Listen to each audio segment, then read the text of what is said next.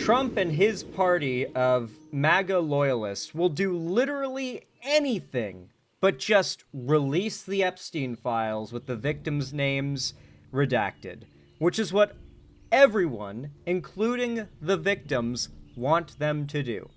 But as we all know, because we found out due to some releases that came out about a month ago, and if you frankly had any common sense for years now, it's been obvious that Trump is in the Epstein files. Why would he want them to become public? Though the popularity of releasing them was certainly something he was willing to pretend to be in favor of during the election, so those that have a more conspiracy-minded or even justice-minded perspective on politics would want to see, would vote for him, wanting to see what's in those files, since he promised he'd be the guy to do it. And Biden wasn't releasing the files, at least assuming those files exist, and I'm pretty sure they do. And so now, we are getting maybe one of the most audacious moves by Trump and his cronies to cover themselves on this Epstein file thing. There is now a House committee made up primarily of House Republicans that are all pushing for the release of the Epstein files, but notably, they are working alongside the same administration that is currently working to redact Trump from the Epstein files in every instance where he's mentioned or implicated. And so it looks like what they're trying to do is create something they can release that will satisfy people that does not make Trump look bad. And not only that, but specifically implicates Democrats, regardless of whether or not they are likely guilty as well of association with Epstein. He's trying to turn this around, just like he did in the election, into something that doesn't incriminate him, but instead helps him and makes his enemies look worse. And so now this House committee has subpoenaed Hillary and Bill Clinton, who, to be fair, do have some pretty strong ties to Epstein, like damn strong, like almost as strong as Trump's. The Clintons, definitely need to be investigated. Their ties to Epstein are deep. Trump needs to be investigated too, though. His ties with Epstein are almost as deep, or are more deep, than the Clintons. Hell, Trump literally got one of his underage female employees poached by Epstein, and that underage female employee would later be sexually abused and sex trafficked by Epstein. Her name is Virginia Giuffre, and she died years ago. I believe she committed suicide. So the idea that they're currently trying to use the Epstein files as an attack on the left again does not surprise me. And it worries me that it might succeed, that they might be successful, Trump might be successful in reorienting his supporters' anger towards the Clintons. They're already prone to hate the Clintons, and, they do have ties to Epstein after all, so if he can just get them to stop paying attention to his ties to Epstein, he'll have it in the bag. It's a scary possibility here, so let's hop right into the story and find out what's going on here with this subpoena, why they want the Clintons to testify. News reverberating from D.C. is investigating the Jeffrey Epstein case, of course, now issuing subpoenas to several high-profile people. That includes Bill and Hillary Clinton. Some of the other names on the list are former FBI and Justice Department officials like James Comey, Merrick Garland, Bob Mueller, and Bill Barr. Meanwhile, the Trump administration is asking for more time to provide a federal court with information about its position on unsealing those Epstein files. Officials faced a deadline of today to lay out whether or not they wanted the grand jury transcripts to be made public. NBC News national law enforcement and intelligence correspondent Tom Winter joins us now. So, Tom, let's start with these newly issued subpoenas. How exactly does the House Oversight Committee hope that this will help with this investigation? Well, short of the people that did the clerical work or did the janitorial services of the Justice Department over the last 3 decades, they've pretty much subpoenaed everybody. And I think the idea here is that we're going to talk to the people that were involved initially in the investigation, people who were the Attorney General at the time that non-prosecution agreement was at least discussed, or the decision not to. This is interesting stuff and all, but I'd say the things people are most interested in are like, why was Epstein let off the hook in 2005? That's a big question people have. If you want to subpoena somebody, who we'd like to see subpoenaed, the people invested in this, are everyone involved in the non-prosecution of Epstein in Florida in 2005. What was it that, like, is it true that someone from the federal government reached out to the judge of that case and recommended that he drop it because Epstein is, and I quote, a part of intelligence? Because that was kind of weird if true. Like, those are the people I want to see subpoenaed. The people who let Epstein off the hook in 2005. Short of that, I just want them to release the Epstein files. That's what I want to see, and I think that's what most Americans want to see. I think most of you guys agree. Mossad, they think he's like an Israeli intelligence plant, yeah. Because then again, and I've talked about this before, it's kind of a conspiracy theory, but also kind of not. No one knows actually how Epstein got so wealthy. He was poor growing up. That's undeniable. He didn't inherit his wealth. Apparently, he gained it through the stock market and becoming a market expert and consultant for wealthy people because, you know, his wealth spoke for itself. It was his resume. But, like, that's really weird, you know? A lot of really big deal people, when it comes to market research and whatnot as well, say that they have not seen the rippling effect of what the giant, massive moves Epstein would have had to make in the market to make that much money off of it. Like, there are no ripple effects of that. Like, there's no evidence that Epstein did that anyone did at that time, what Epstein would have had to do to get that rich so fast off the stock market. So the idea that he just made it through stocks is kind of questionable. I made that money through stocks is also like the most go-to, like, nonsense excuse someone could make when they have a suspicious amount of money. So I don't know. I think Epstein could possibly be, like, not... I don't think it was, like, the policy of any government for him as, like, some kind of intelligence agent to run a sex trafficking ring, but I think he could have been an intelligence agent who on the side was running a sex trafficking ring. That seems kind of likely. It seems possible. To charge Jeffrey Epstein, which the FBI wanted to do. They had a criminal complaint ready to go on him back in 2007 and conducted an investigation starting in 2006. So these subpoenas today really is kind of a catch-all effort for anybody who might have been involved. Of course, the Clintons are involved because we know Bill Clinton flew on the plane. Ghislaine Maxwell was at the Clintons' daughter's, Chelsea Clinton's, at her wedding. And so I'm sure they've got a lot of questions to ask. It goes deeper than that. There's more. There's even more. Like, the Clintons and the Epsteins were pretty damn close. Epstein and Ghislaine Maxwell, there's a lot of ties. In the same way that there's a lot of ties with Trump, though I'd say Trump's ties go back further and are stronger when it comes to Epstein. But don't get me wrong, the Clintons need to be investigated for that shit. I think they've, like, verifiably ridden on the Lolita Express just like Trump has as well. They should be at least under the same amount of suspicion as Trump. But there's a very clear political bias here. And I think it's going to be very easy for MAGA to redirect their anger at Trump to the Clintons and reserve none whatsoever for Trump, when he clearly deserves an equal amount of criticism for the same crime of harming children, potentially, in association with Epstein. The political affiliation doesn't make it any worse or less worse. Worse or better, sorry. God, I got mushmouth today, sorry. Ask about that. I'm sure any opportunity to put the Clintons before a Republican-led panel would be something, obviously, that they would be interested in as well. So there is a political component to... I'm really bad at it, but I'm going to try. I'm going to try my best. I did not have sexual relations with that woman. I can't do it.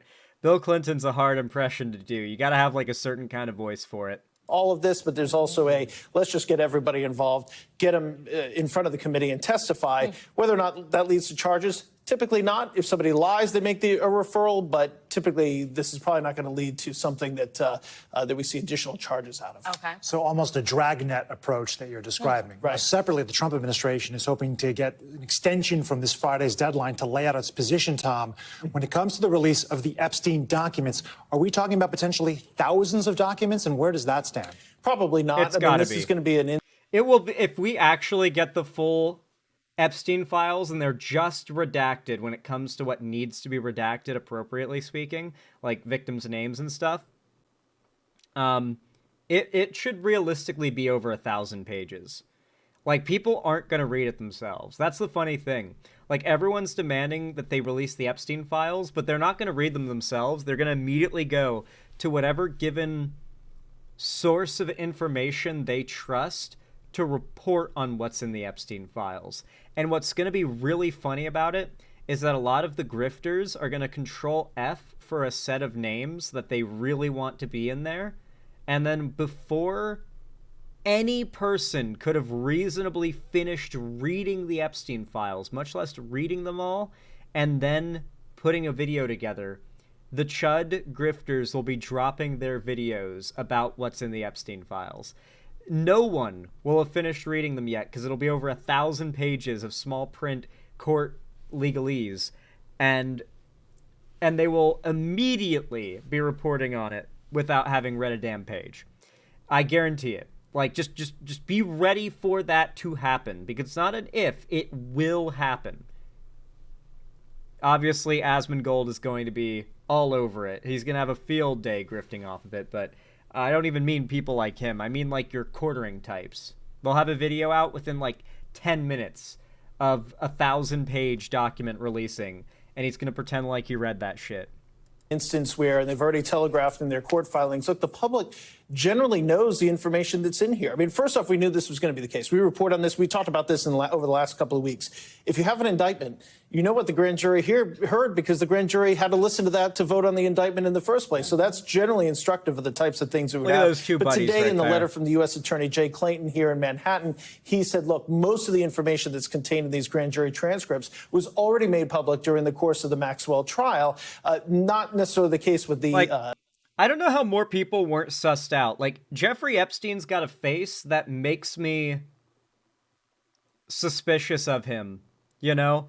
He just looks like the kind of guy that's up to something. The indictment in the grand jury that heard testimony for Jeffrey Epstein, because, of course, we didn't have a trial there. He died by suicide. But there were just 2 days of testimony. Did he, though? Did he really, though? That the grand jury heard leading up to Epstein's indictment. And as they've already telegraphed in court papers, it was mostly from law enforcement. So summary witnesses, basically an FBI agent would come in and say, here's all the things we found, here's all the documents, here's all the evidence that we uncovered. And so that's something that would have been presented to the grand jury. But again, a lot of that, the general scope and gist of it, has been made public through the Epstein indictment or the follow-on Ghislaine Maxwell trial. So I don't expect, and they pretty much have told us, there's not going to be anything here that's going to be particularly new revelations or...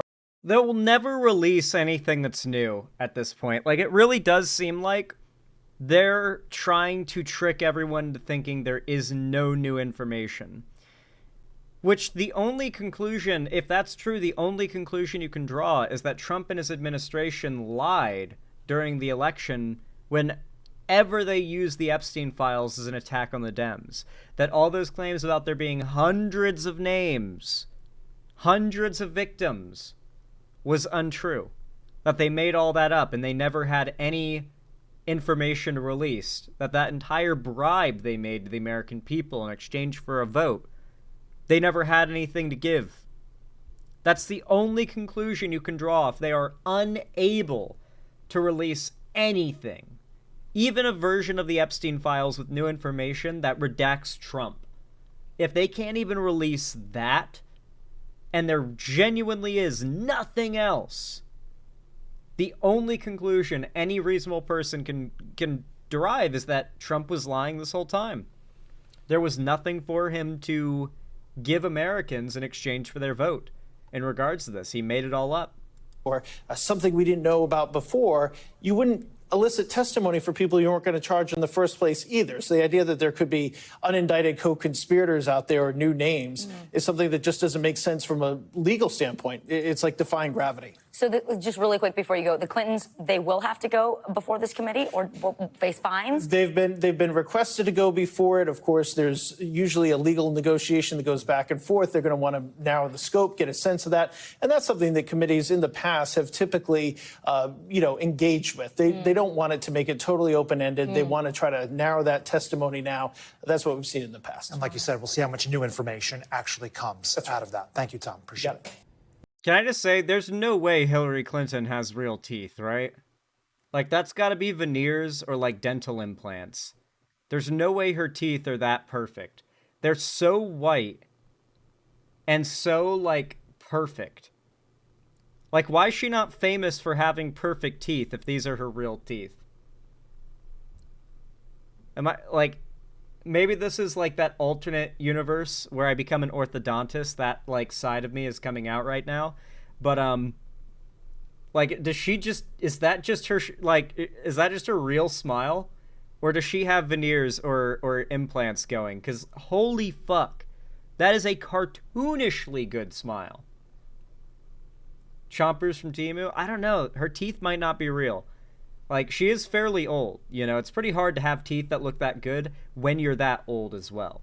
Like, if she was 20 or even 30, I wouldn't be as impressed. But at her age, having teeth that good, your teeth age with you. And so to be that old with teeth that look that healthy, if they're really hers, means she has taken so much better care of them than, like, anybody. Like, any dentist, frankly. Not dentist, orthodontist, Azure Greatheart. The American obsession with famous teeth has always been weird to me.